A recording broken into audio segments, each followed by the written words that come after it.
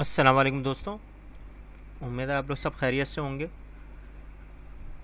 آج ہم لوگ اپنا Pakistan studies class degree level bachelor of arts کا لیکچر نمبر 4 کرنے جا رہے ہیں، اور جو ہمارا ٹاپک ہوگا وہ ہوگا مسلم اور ہندو سوسائٹی میں، یعنی کہ سماج کا جو اختلافات ہیں وہ آج ہم لوگ ڈسکس کریں گے۔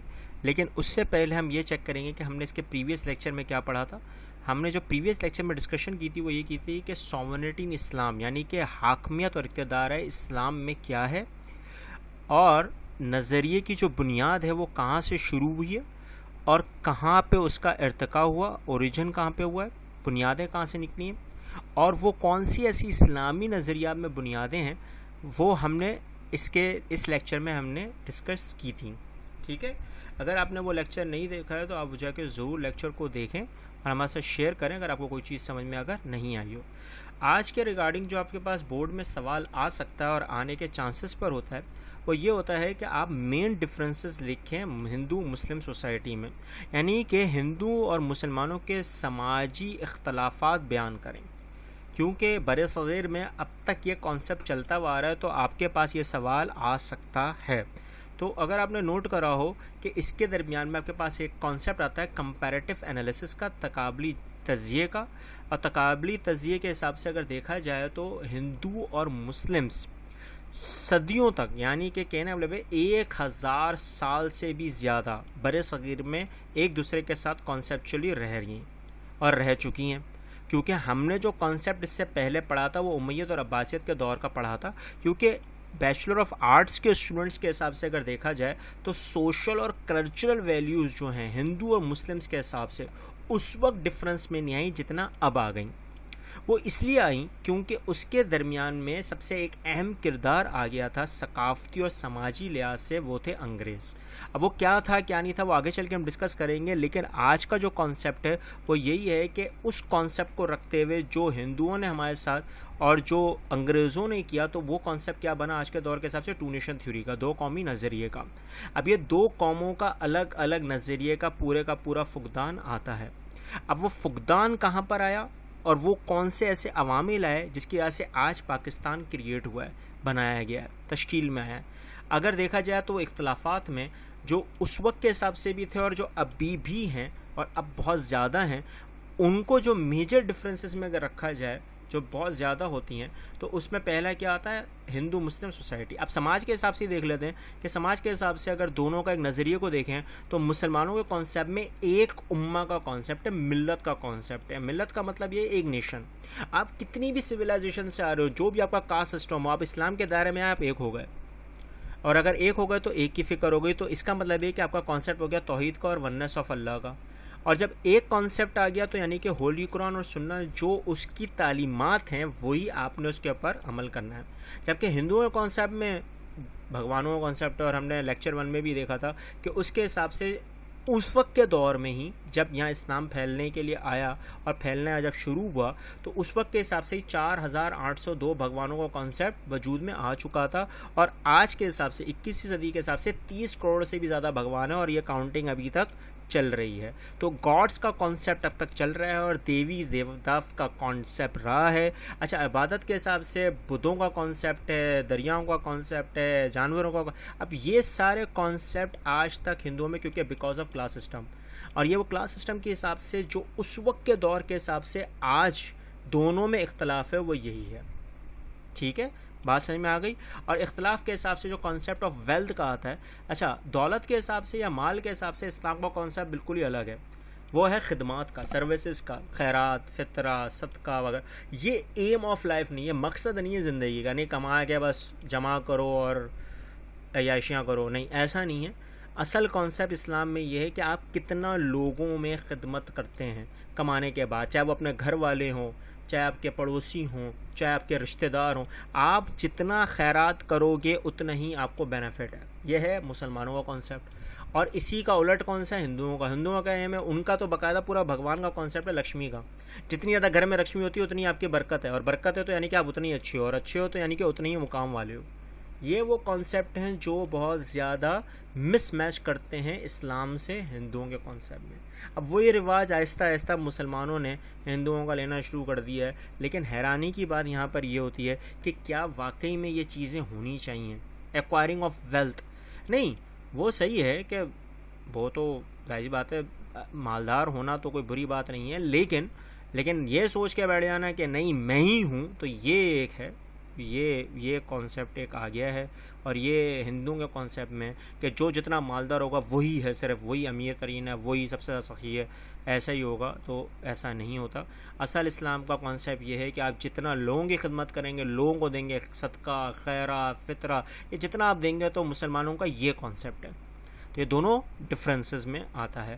اچھا، اسی حساب سے اگر دیکھا جائے تو کلچر، ثقافت کے حساب سے بھی اگر دیکھا جائے تو ثقافت میں مسلمانوں میں جو ڈانسنگ ہے، ناچنا ہے، گیملنگ ہے، شراب نوشی ہے، سود ہے. اچھا، سنگنگ کے حساب سے میوزیکل سانگ، اچھا میوزیکل سانگ کا مطلب کیا؟ جو مدوش کرتے ہیں، جو مدوشی والے جتنے بھی گانے ہوتے ہیں، جیسے تیری گلیاں گلیاں، اللہ میں ویسے تو بہت سارے ہیں، میں بول تو بہت کچھ سکتا ہوں، لیکن آپ سمجھ گئے ہوں گے. تو وہ مدوشی جو ہمیں کر جائے تو وہ ہم پر حرام ہے.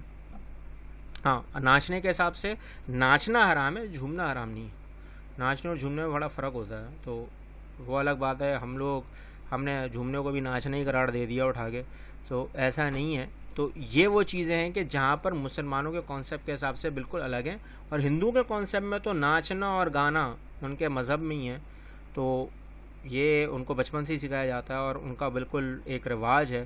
اچھا، لیکن کچھ ہندو مذاہب میں بھی ایسی چیزیں ہیں جو حرام میں آتی ہیں، جیسے شراب نوشی ہے، یہ حرام ہے کچھ ان کے کاسٹ سسٹم میں، اور کچھ کاسٹ سسٹم میں یہ جائز ہے. تو اس وجہ سے یہ ایک ہے. اور آپ نے دیکھا ہوگا ابھی ٹول ٹیکس بھی لگا ہے، میں اس پہ ڈسکشن نہیں کروں گا، لیکن بتانے کی کوشش کر رہا ہوں کہ اب وہاں پہ شراب نوشی پہ بھی ٹول ٹیکس لگ چکا ہے. تو یہ ایک بڑی بات ہے، ان کی ایک اچھا انیشیٹو ہے انڈینس کا.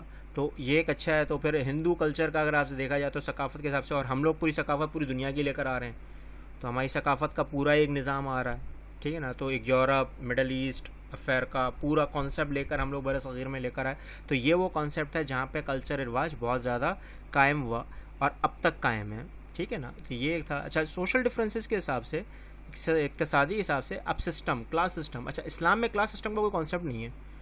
اسلام میں ایک امہ کا کانسیپٹ ہے، کلاس سسٹم کوئی نہیں ہے. جبکہ ہندوؤں میں ابھی تک کلاس سسٹم چلتے ہیں، ان میں 4 تو میجر کلاسز ہیں: برہمن، شتریاس، وشنوز اور شودراس. اچھا، شودراس جو انٹچیبلز ہیں، اچھوت ہیں، وہ اب تک کانسیپٹ ہے، وہ اب تک چلتا ہوا آ رہا ہے. جبکہ وہاں کے آرٹیکل میں 1950 میں، 1950 کے آرٹیکل میں، ٹھیک ہے نا، آدریشر نے پہلے ہی بتا دیا تھا، سرواکر نے بھی لکھ دیا تھا کہ نہیں، کوئی ڈسکرمنیشن نہیں ہوگی. وہ اب تک چلتا ہوا آ رہا ہے. جبکہ مسلمانوں میں ایکوالٹی اور جسٹس کا کانسیپٹ ہمیشہ رہا ہے.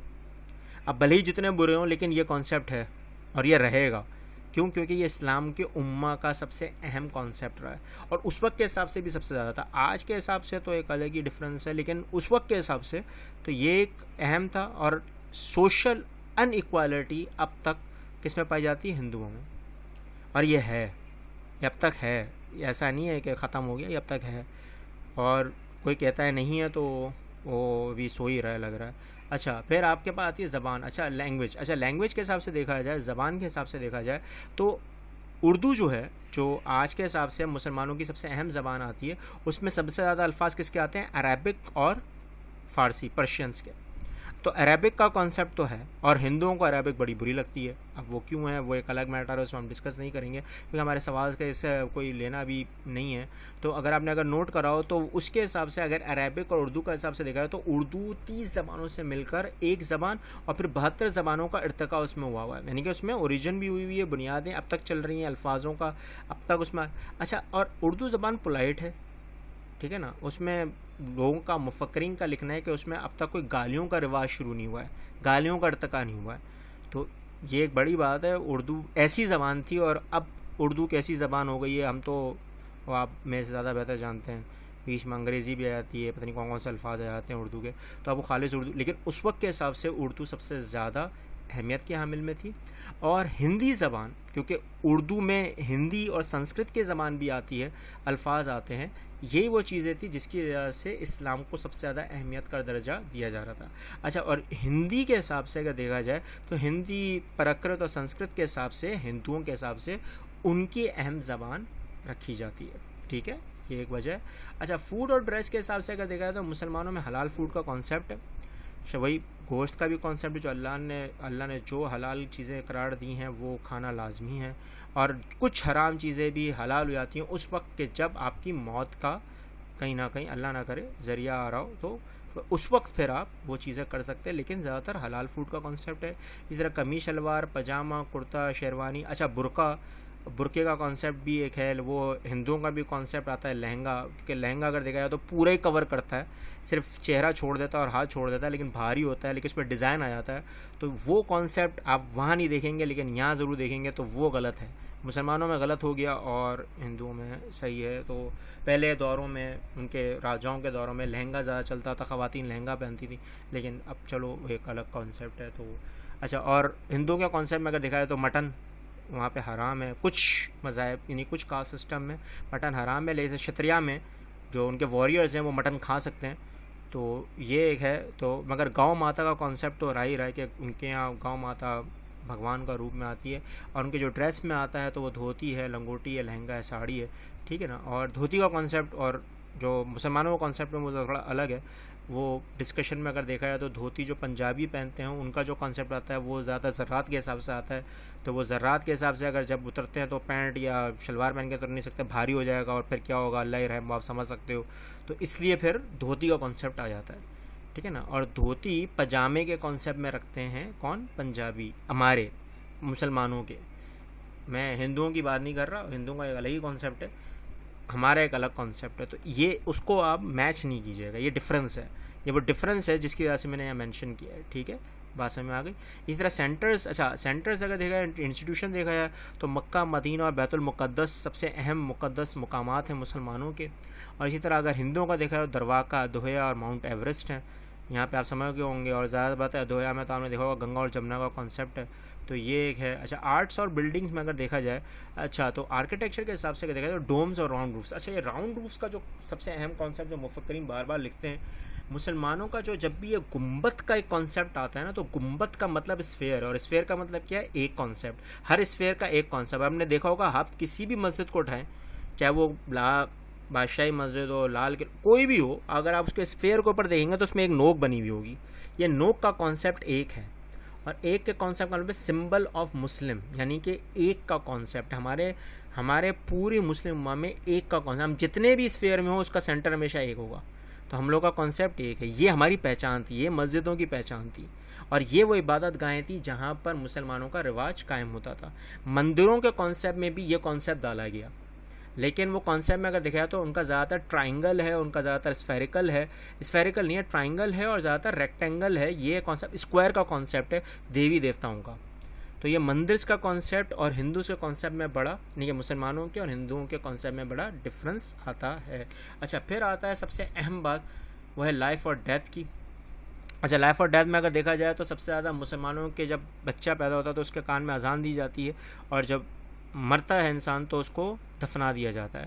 جبکہ یہی کانسیپٹ ہندوؤں میں بھی ہے کہ جب بچہ پیدا ہوتا ہے تو نقوس یعنی کہ سی شیل, جو اس کے کان میں سی پی سے ہوا پھونکی جاتی ہے, آواز دی جاتی ہے تاکہ وہ اس کے سینسز کام کرنا شروع کر دیں. اور یہ ان کا رام اور کنتی کا کانسیپٹ ہے, تو وہ میں اس میں نہیں جاؤں گا, لیکن بس آپ کو بتانے کی کوشش کر رہا ہوں کہ یہ ہندوؤں کا ہے. اور پھر اس میں اگر دیکھا جائے تو پھر اس کے کانسیپٹ میں اگر دیکھا جائے تو وہ جلا دیتے ہیں کہ ان کی جو باڈی ہے جو ہندوؤں کی وہ پاک ہو جائے, صاف ہو جائے.